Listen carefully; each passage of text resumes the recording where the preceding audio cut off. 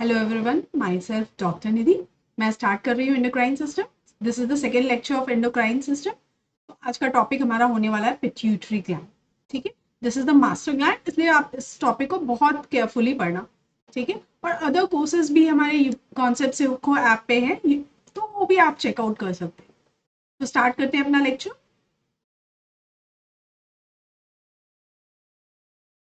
This pituitary is also known as master gland. Why it is known as master gland? Because it is going to control various endocrine glands via its stimulating hormone or inhibiting hormone. ठीक है, कैसे work करता है वो हम देखते हैं। Firstly क्या होता है, पिट्यूटरी भी हमारा हाइपोथैलेमस से रेगुलेट होता है। हाइपोथैलेमस क्या करता है, हमारा इधर रिलीजिंग फैक्टर रिलीज करता है और इनहिबिटिंग फैक्टर रिलीज करता है। First coming to the releasing factor release करेगा हाइपोथैलेमस, तो पिट्यूटरी हमारा क्या हो जाएगा, स्टिमुलेट। जैसे ही पिट्यूटरी स्टिमुलेट होगा तो पिट्यूटरी से क्या रिलीज होता है, stimulating hormone. This stimulating hormone is going to stimulate the various endocrine gland and then hormonal secretion will be seen from the endocrine gland. ठीक है, this is clear? For example हम ले लेते हैं, हमारा जैसे पिट्यूटरी क्या करेगा, थायराइड स्टिमुलेटिंग हार्मोन रिलीज करेगा। थायराइड स्टिमुलेटिंग हार्मोन क्या करेगा, हमारा थायराइड ग्लैंड को स्टिमुलेट करेगा एंड थायराइड ग्लैंड क्या करेगा, T3 एंड T4 प्रोडक्शन। ठीक है, इस तरह से हमारा थायराइड किससे रेगुलेट हो रहा है, पिट्यूटरी से हो रहा है। That's why it is known as master. अब क्या होगा, जैसे ही T3 एंड T4 का प्रोडक्शन इंक्रीज हो गया, हमारा ब्लड में इसका लेवल इंक्रीज हो जाएगा, तो then negative feedback will start. This negative feedback is going to inhibit the hypothalamus and hypothalamus क्या रिलीज करेगा उस केस में, inhibiting factor. This is going to inhibit the pituitary and stimulating hormone will not be release और it will be decreased. ठीक है, is this clear? Same thing is written out here. Hormone release from endocrine glands is going to give the negative feedback to both hypothalamus as well as pituitary. Is this clear with everybody? Moving further, now coming to the important part, that is the part of pituitary gland. We have two part of pituitary gland, anterior pituitary and posterior pituitary. This anterior and posterior pituitary is connected to the hypothalamus. ठीक है, posterior pituitary is connected with the hypothalamus with the help of pituitary stalk, and this anterior pituitary consists of three parts: pars tubralis, pars intermedia and pars distalis. This is the pars distalis, this is the intermedia and this is the tubralis. ठीक है, first coming to the anterior pituitary. This is also known as adenohypophysis. This hypophysis stand for pituitary. Adeno means glandular epithelium से इसका formation होता है, that's why it is known as adenohypophysis. The hormone that is secreted from anterior pituitary are growth hormone, prolactin, thyroid stimulating hormone, adrenocorticotropic hormone, follicle stimulating hormone and luteinizing hormone. ठीक है, ये हमारे 6 hormone है जो interior pituitary से release हो रहे हैं। ये डायग्राम देखो, इसमें क्या है, हमारे हाइपोथैलेमस में न्यूरोसिक्रेटरी सेल एंड वहां से क्या रिलीज होगा, हाइपोथैलेमस से हार्मोन्स रिलीज होंगे और हार्मोन्स कहाँ आएंगे, primary capillary plexus, and from this primary capillary plexus the hormone goes to hypophyseal portal vein and from there it goes to the secondary plexus and हमारा जो hypothalamus से क्या होगा, हार्मोन स्टिमुलेट करेगा पिट्यूटरी को to release hormone. ये हमारा anterior pituitary से हार्मोन रिलीज हो जाएगा। Is this clear?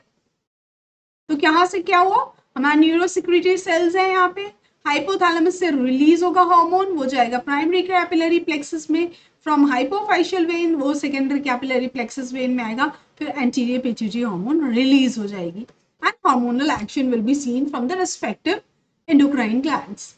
Okay, moving further, coming to the important part, that is histology of our anterior pituitary. It consists of a chromophil cell, different type of cell. Some are acidophilic, some are basophilic. That's why the word chromophil is used.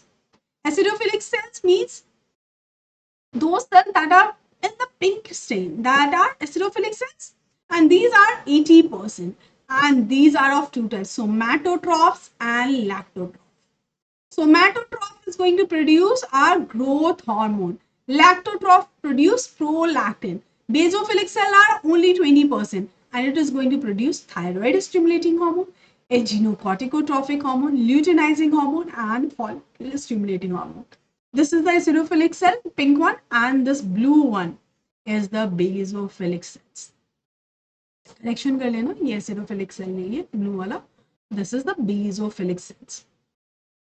ठीक है, basophilic cell produce thyroid stimulating hormone, adrenocorticotropic hormone, follicle stimulating hormone, and the luteinizing hormone. Beside these two cells, we have another cell that is also known as corticotrophs. This corticotroph contain a precursor molecule that is known as pro-opiomelanocortin, POMC, pro-opiomelanocortins. Here the opio word stands for endorphin.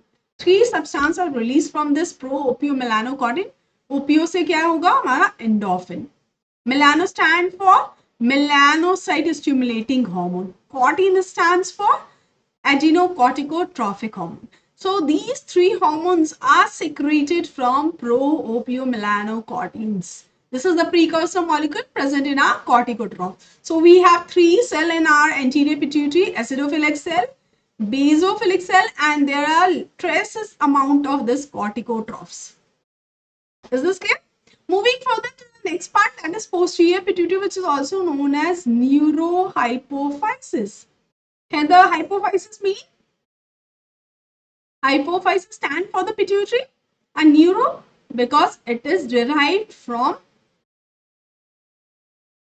hypothalamus. Hypothalamus से hypothalamus hypophyseal tract originate करता है, and यही हमारा posterior pituitary का formation करता है. That's why the term neuro is there. It is also known as pars nervosa.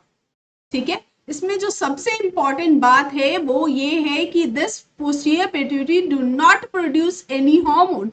तो जो posterior pituitary का hormone है वो कहाँ secrete हो रहे हैं, कहाँ synthesize हो रहे हैं? They are synthesized in hypothalamus from the two nuclei, that is supraoptic nuclei and the paraventricular nuclei. The supraoptic nuclei is going to produce our ADH vasopressin, and the paraventricular nuclei is going to produce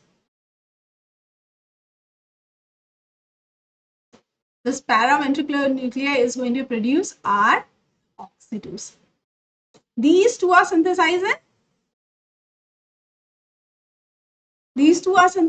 in hypothalamus from the supraoptic and paraventricular nuclei, and they are going to travel this hypothalamo-hypophyseal tract, and they are going to stored in our posterior pituitary in the form of Hering bodies. These are the Hering bodies. In the form of Hering body, they are stored in the posterior pituitary, which is also known as pars nervosa, and whenever it is required, it is released from posterior pituitary, our oxytocin and ADH.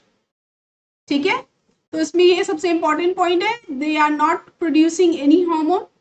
They only store the vasopressin and oxytocin, which is produced in supraoptic and paraventricular nuclei respectively. And they are going to only store these two hormones in the form of Hering body. ठीक है, अब इसमें एक और important point आता है. Generally क्या होता है, pituitary से क्या होता है, stimulating hormone निकलते हैं सभी glands को activate करने के लिए, endocrine glands को. But pituitary हमारा जो इस प्रोलैक्टिन की अगर बात करें तो प्रोलैक्टिन क्या है, प्रीडोमिनेंटली इनहिबिटरी कंट्रोल में होता है. ठीक है, एक्साइटेटरी कंट्रोल में नहीं होता. पिट्यूटरी से हमारा जो प्रोलैक्टिन है वो इनहिबिटरी कंट्रोल में प्रीडोमिनेंटली होता है. ओनली ड्यूरिंग लैक्टेशन ये हमारा एक्साइटेटरी कंट्रोल में आता है. ठीक है, is this clear everybody? Moving further to the first hormone, that is our growth hormone. Growth hormone, it is made up of 191 amino acid. So it is a, previous class में हमने discuss किया था, it is a peptide hormone.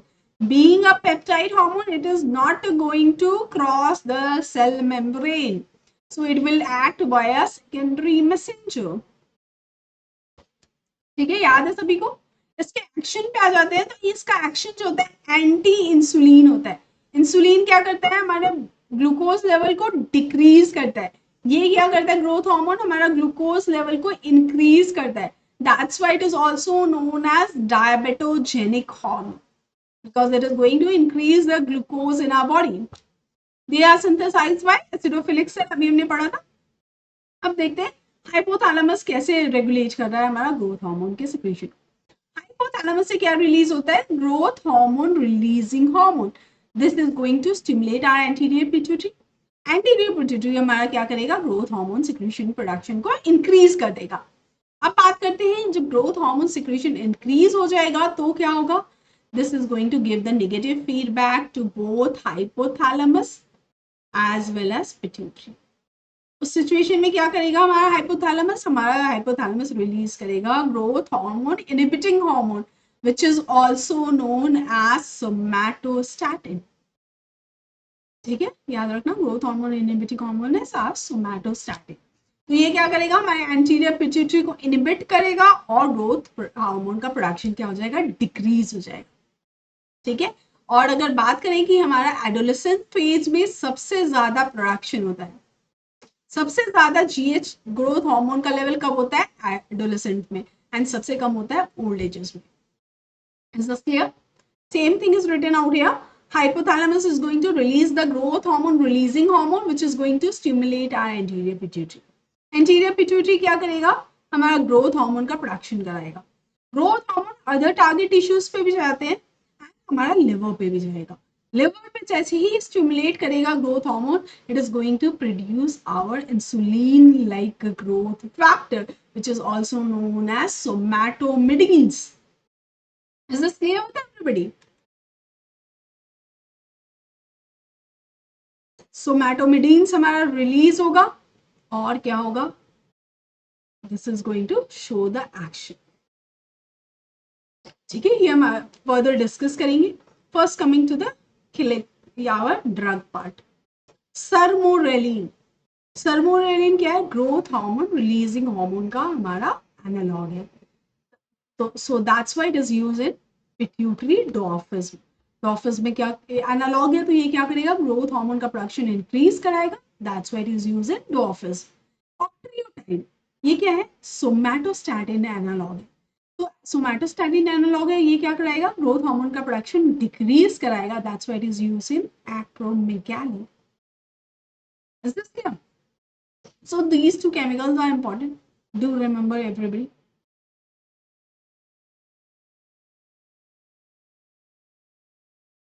Moving further, growth hormone का production कब कब increase होता है, hypoglycaemia.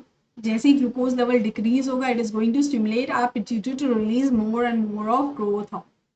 During fasting, starvation, exercise, इन सभी केसेस में क्या होगा, हमारा ग्लूकोज लेवल डिक्रीज होगा, और जैसे ही ग्लूकोज लेवल डिक्रीज होगा उस समय क्या होगा, हमारा ग्रोथ हार्मोन का प्रोडक्शन इंक्रीज हो जाएगा। Non rapid eye movement sleep के समय हमारा ग्रोथ हार्मोन का प्रोडक्शन इंक्रीज होता है। Factor that is going to decrease the growth hormone production are rapid eye movement sleep, and we already discussed somatostatin. ठीक है, सोमैटोस्टैटिन क्या करता है, ग्रोथ हार्मोन इनहिबिटिंग हार्मोन है, तो क्या करेगा, पिट्यूटरी को इनहिबिट करेगा, ग्रोथ हार्मोन का प्रोडक्शन डिक्रीज हो जाएगा। Is this clear? अब next part, that is how this growth hormone act. So we have basically two type of action, direct action and indirect action. What do you mean by this direct action? Direct action में हमारा growth hormone itself influence करता है target tissue को। ठीक है, indirect action में हमारा जो इंसुलिन लाइक ग्रोथ फैक्टर हमने पढ़ा था, which is also known as somatomedins. Somatomedins इसके थ्रू एक्ट करता है। जब ग्रोथ हार्मोन डायरेक्ट एक्ट करता है तो that is called as direct action. जब इंसुलिन लाइक ग्रोथ फैक्टर के थ्रू एक्ट करता है, दैट इज इनडायरेक्ट एक्शन। ठीक है, तो जो डायरेक्ट एक्शन है हमारा ग्रोथ हार्मोन का, वो कैसा है, एंटी इंसुलिन। एंटी इंसुलिन मतलब क्या कराएगा, इंसुलिन का अपोजिट। तो इंसुलिन क्या कर रहा था, हमारा ग्लूकोज लेवल डिक्रीज कर रहा था, वी ऑलरेडी डिस्कस, ये ग्लूकोज लेवल को इंक्रीज करता है, ये हमारे लाइपोलाइसिस को भी प्रमोट करता है, ठीक है। Indirect action we already discussed, it is mediated by somatomedin which is produced by liver which is also known as insulin like growth factor। इसका एक्शन कैसा होता है, एंटी लाइपोलाइसिस। तो ग्रोथ हार्मोन के प्रेजेंस में हमारा लाइपोलाइसिस भी हो रहा है, एंटी लाइपोलाइसिस भी हो रहा है, तो these are balanced by each other. Is this clear? चलो मूव करें फर्दर। अब आ जाते हैं बोन पे कैसे एक्ट करता है हमारा ग्रोथ हार्मोन। तो इसमें भी डायरेक्ट एक्शन होगा, that is mediated by growth hormone itself. Indirect action is mediated by insulin like growth factor और सोमैटोमेडिन्स, ठीक है। डायरेक्ट एक्शन में क्या करता है ग्रोथ हार्मोन, हमारा प्री कॉन्ड्रोसाइट को मैच्योर कॉन्ड्रोसाइट में कन्वर्ट करता है, this is the direct action, ठीक है। डायरेक्ट एक्शन में क्या करेगा, प्री कॉन्ड्रोसाइट को मैच्योर कॉन्ड्रोसाइट में कन्वर्ट करता है, वाइल इनडायरेक्ट एक्शन में ये क्या करता है, फर्दर बोन ग्रोथ को प्रमोट करता है। अब कोई भी हार्मोन का सिक्रीशन बढ़ जाता है या डिक्रीज हो जाता है, दोनों ही सिचुएशन में क्या है, डिसऑर्डर्स आएंगे। तो hyper secretion of growth hormone is going to cause increase bone growth, increase elongation of bone will be seen. So before puberty क्या होता है, हमारा जो एपिफाइसियल फ्यूजन है दैट डजंट अकर, ठीक है। तो उस समय क्या होगा, बोन की लेंथ बढ़ेगी, elongation of bone will be seen and we will see the gigantism. ये किस केस में हमें दिखता है, जब एसिडोफिलिक सेल ट्यूमर हो। एसिडोफिलिक सेल हमारा क्या रिलीज कर रहा था, ग्रोथ हार्मोन रिलीज कर रहा था। तो जब ग्रोथ हार्मोन का एसिडोफिलिक सेल ट्यूमर होगा तो ग्रोथ हार्मोन का प्रोडक्शन इंक्रीज होगा and that is going to cause gigantism, ठीक है। या फिर growth hormone releasing hormone hypothalamus से ज्यादा सिक्रीट हो रहा हो, उस सिचुएशन में भी क्या होगा, हमारा पिट्यूटरी स्टिमुलेट होगा, पिट्यूटरी जैसे ही स्टिमुलेट होगा ग्रोथ हार्मोन का प्रोडक्शन इंक्रीज हो जाएगा। तो ग्रोथ हार्मोन इंक्रीज होगा तो क्या होगा, हमारा gigantism will be see. After puberty क्या होता है, हमारा फ्यूजन ऑफ बोन, एपिफाइसिस का जो फ्यूजन है वो हो चुका है, ठीक है। ये कब कब होता है, तो सोमैटोट्रॉफ एडिनोमा में। तो फ्यूजन हो चुका है तो elongation of bone will not occur, elongation of bone नहीं होगा, इसमें क्या होगा, सिर्फ बोन की थिकनेस इंक्रीज होगी, एक्रोमेगाली विल बी सी, ठीक है। इसमें प्रोग्नाथिज्म मिलता है हमें, enlarge mandible will be seen, organomegaly the most important, macroglossia will be seen, enlarge tongue will be seen, ठीक है। ये हमें जाइगेटिस में नहीं मिलता, ये हमें सिर्फ एक्रोमेगाली में मिलता है। बिफोर प्यूबर्टी क्या होगा, अगर हाइपोसिक्रेशन हो जाए तो वी विल सी डॉर्फिस, ठीक है। इसमें बोन का एलोंगेशन नहीं होगा तो हमें क्या दिखेगा, डॉर्फ, ठीक है। इसमें दो तरह के डॉर्फिस आते हैं, first is Levi Lorain dwarfism, second one is Laron's dwarfism. Levi Lorain dwarfism में क्या होता है, ग्रोथ हार्मोन तो नॉर्मल होता है बट हमारा इंसुलिन लाइक ग्रोथ फैक्टर की डिफिशियंसी होती है। तो क्या होगा, इनडायरेक्ट एक्शन हमारा सीन नहीं होगा, indirect action of growth hormone will not be there, that's why we will see the dwarfism which is known as Levi-Lorenz dwarfism। Lorenz dwarfism में क्या होता है, ग्रोथ हार्मोन का लेवल नॉर्मल होता है बट रिसेप्टर अगर इनसेंसिटिव हो, receptor अगर डिस्ट्रॉयड हो, इंटरनलाइजेशन ऑफ रिसेप्टर अगर हो, तो इन सभी सिचुएशन में क्या होगा, हमारा ग्रोथ रिसेप्टर इनएक्टिवेट हो गया, तो उसकी वजह से ग्रोथ हार्मोन का action will not be seen and we will see this Laron's dwarfs. After puberty क्या होता है, आफ्टर प्यूबर्टी हमारा acromicria will be seen, small organs will be seen, ठीक है। Moving further to the next form that is our prolactin. Prolactin भी हमारा acidophilic cell से release हो रहा था, इसका सिक्रेशन पल्सेटाइल होता है, बाई मोडल होता है।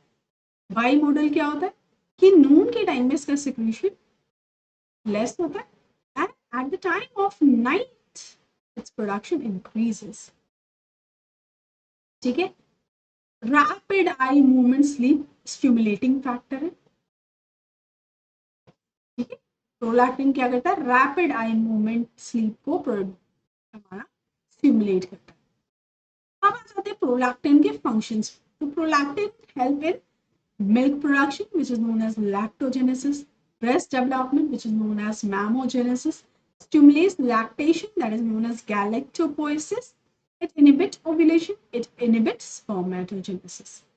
The next, that is the factor that is going to cause increase in prolactin secretion.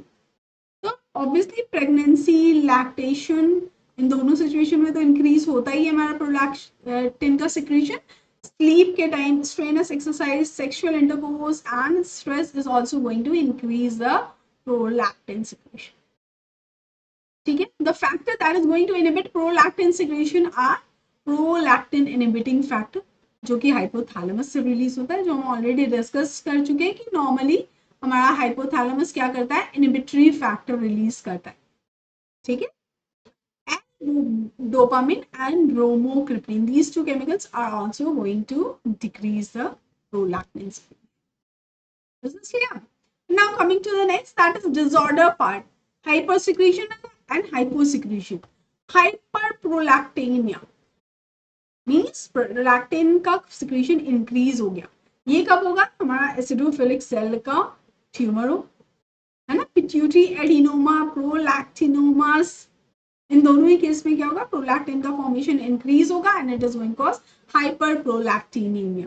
तो वीमेंस में हमें क्या सिम्टम्स मिलेंगे, amenorrhoea will be seen, inappropriate discharge of milk from the breast, that is known as galactorrhea will be seen, infertility will be seen.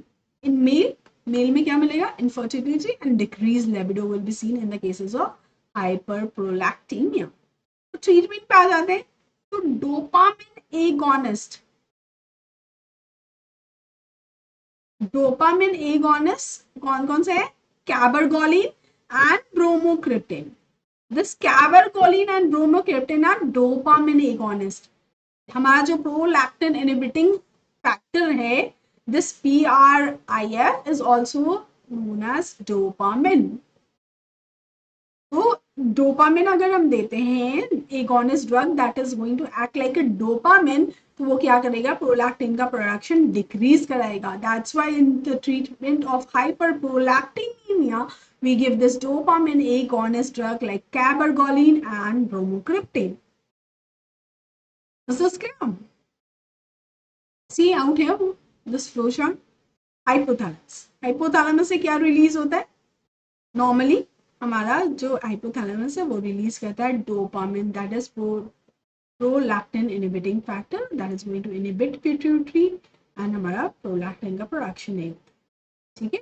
जब हमारा pituitary prolactin formation नहीं करता है, बट जब लैक्टोपोइसिस का काम आता है, तो लैक्टोपोइसिस के सिचुएशन में क्या होता है, हमारा हाइपोथैलेमस हमारा प्रोलैक्टिन रिलीजिंग हार्मोन रिलीज करता है, that is going to stimulate pituitary to release the prolactin and that is going to act at the level of mammary. Okay, is this clear? Moving further to the next hormone, that is our antidiuretic hormone, which is also known as vasopressin.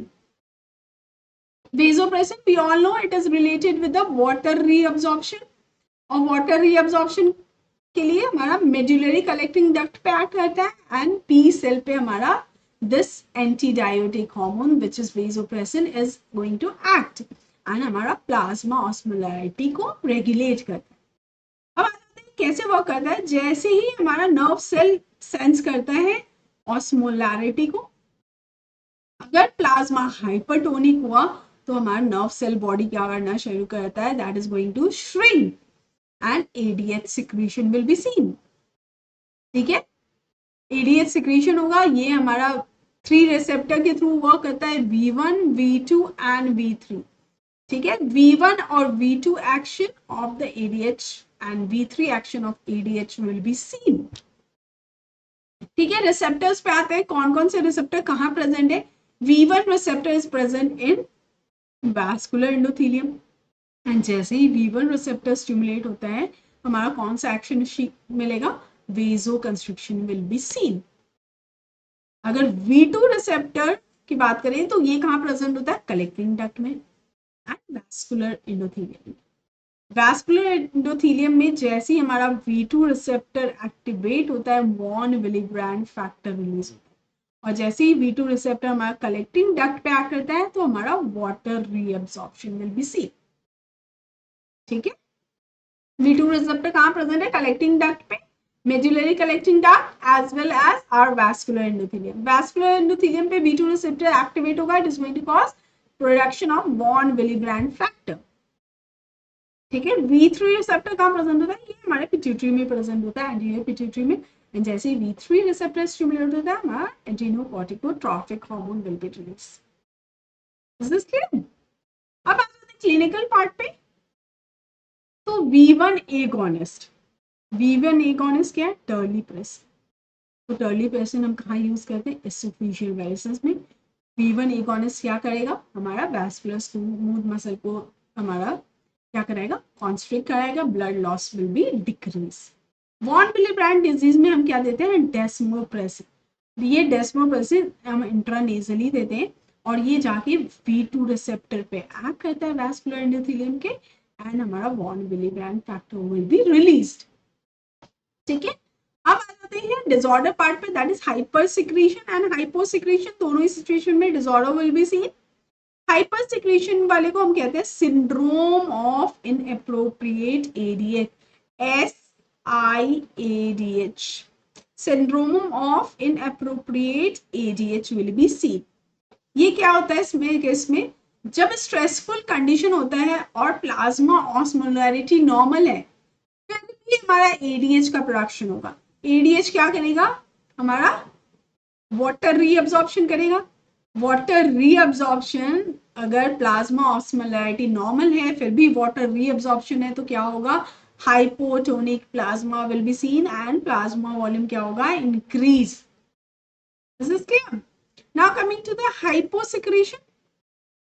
Hyposecretion means हमारा ADH का production decrease है। Decrease है तो क्या करेगा? Water reabsorption नहीं होगा तो वाटर हमारा लॉस ज्यादा हो, तो उसको हम कहेंगे diabetes insipidus. This is going to cause diuresis और इसको हम कहेंगे डायबिटीज इंसिपिडस। ठीक है, we have two type of diabetes insipidus, central and nephrogenic. ठीक है, central means at the level of brain, तो ब्रेन के लेवल पे हमारा एडीएच का सिंथेसिस या रिलीज अफेक्टेड हो तो उसको कहेंगे हम central diabetes insipidus. Nephrogenic means at the level of kidney अगर कोई प्रॉब्लम हो और उसकी वजह से हमारा डायबिटीज इंसिपिडस हो रहा हो तो उसको हम कहेंगे नेफ्रोजेनिक। इसके सिचुएशन में क्या होता है? हमारा receptor lack of receptors there, internalization destroyed, कुछ भी हो सकता है, बट रिसेप्टर नहीं है। एडीएच का प्रोडक्शन और रिलीज नॉर्मल है बट रिसेप्टर नहीं है, तो एक्ट किसके थ्रू करेगा? नहीं करेगा। That is going to cause diuresis and that is known as nephrogenic diabetes insipidus. Is this clear everybody? Moving further. Okay, अब कुछ क्वेश्चंस ऐड कर रखे हैं मैंने, अब आप इस क्वेश्चंस को देख लेना, अगर कोई डाउट हो तो आप क्लियर कर सकते हैं। अभी हमने पढ़ा था हेरिंग बॉडी। हेरिंग बॉडी किसी को याद है? हेरिंग बॉडी कहाँ प्रेजेंट होता है? हेरिंग बॉडी हमारा पोस्टीरियर पिट्यूटरी में प्रेजेंट होता है। वो हेरिंग बॉडी हमारा पोस्टीरियर पिट्यूटरी में प्रेजेंट होता है। Posterior pituitary hormone is not synthesized in pituitary, they are synthesized in hypothalamus. They are stored in posterior pituitary in the form of herring body. ठीक है, posterior pituitary को क्या कहते हैं हम? pars nervos. So this will be answer. ठीक है, बहुत इजी है क्वेश्चंस, आप करना। अगर कोई डाउट होगा तो नेक्स्ट सेशन में ले लेंगे। ठीक है, चलो, thank you so much for joining. Hope you all enjoy the session. अब नेक्स्ट सेशन में मिलते हैं। नेक्स्ट सेशन में थायराइड ग्लैंड लेंगे हम। ठीक है, नेक्स्ट सेशन में will continue with the thyroid gland. अगर किसी को कोई भी डाउट हो तो आप कमेंट सेक्शन में अपनी क्वेरीज पोस्ट कर सकते हो। एंड हमारे कंसेप्ट सीखो ऐप पे काफी सारे लेक्चर्स चल रहे हैं, अदर जीएस के भी, जीके के भी, तो वो भी आप अटेंड कर सकते हो। Thank you so much for joining everybody. Hope you all like the session. Good night.